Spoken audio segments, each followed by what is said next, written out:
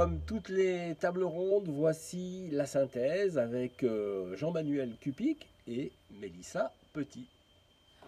On va parvenir sur le fait que le sujet des aidants est un sujet primordial et important dans la société française, mais ce qu'on voit à travers les exemples, c'est qu'il y a un besoin de respiration. Un besoin de respiration, et ça se passe par l'expérience à un moment donné, de prendre conscience d'eux. Mais que c'est aussi dans ces besoins ces temps de respiration, vraiment accorder ce temps long de l'échange, de l'écoute, du faire, de participer à des activités, ce qui peut être paradoxal dans une société de l'urgence. Alors voilà, comment on arrive à poser ces instances dans la société. Et juste un mot en plus qui est, on apporte des solutions aujourd'hui. Demain, la solution des aidants, c'est les enfants des baby-boomers. Et donc, comment on arrivera aussi à relever ce deuxième défi qui est toujours comment on éteint le feu de la forêt de maintenant pour en construire une autre en parallèle. Merci Mélissa. Je vais faire très court moi aussi. Les aidants, on a tous compris que c'était, avec la loi SV, ils sont apparus dans une définition et on voit qu'aujourd'hui, on a deux choses à financer. On a à financer les aidants et les aidés. Donc vous voyez, ça va coûter encore plus cher, d'une certaine façon, à la société.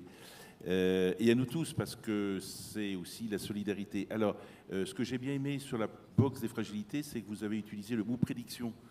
Et effectivement, c'est prévention et prédiction, et c'est vraiment l'anticipation. Et je pense que là, vous avez raison, il faut faire des prédictions pour échapper, je dirais, ou en tout cas retarder le plus possible cette perte d'autonomie.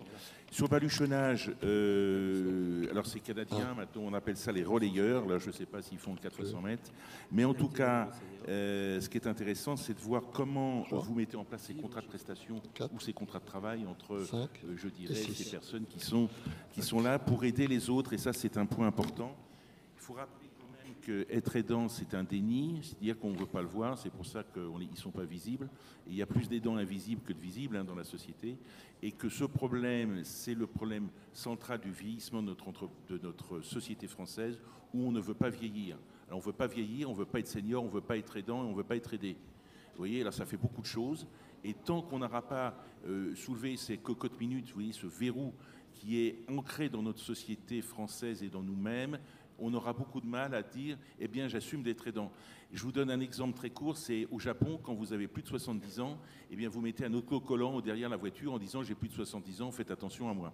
Je ne suis pas sûr qu'ici, pour ceux qui ont plus de 70 ans dans la salle, si vous mettiez un autocollant derrière en disant « j'ai plus de 70 ans, faites attention à moi », vous seriez d'accord pour le mettre, vous voyez. Eh bien, ça, c'est un problème je dirais, de société. Enfin, une petite analyse sémantique, j'ai trouvé ça très drôle, la caravane du bien-être et de la solidarité.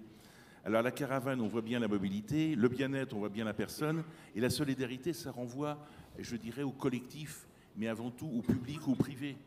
C'est la solidarité, c'est non contributif, alors que l'assurance, c'est contributif. Vous voyez, c'est la différence entre solidarité et assurance. Et quand l'assurance, elle est vertueuse, elle mutualise. Donc attention au vocabulaire, il faut faire très attention de ne pas utiliser les mots pour d'autres, mais en même temps, je trouve que cette analyse sémantique entre caravane, bien-être et solidarité, ça a du sens. Je vous remercie.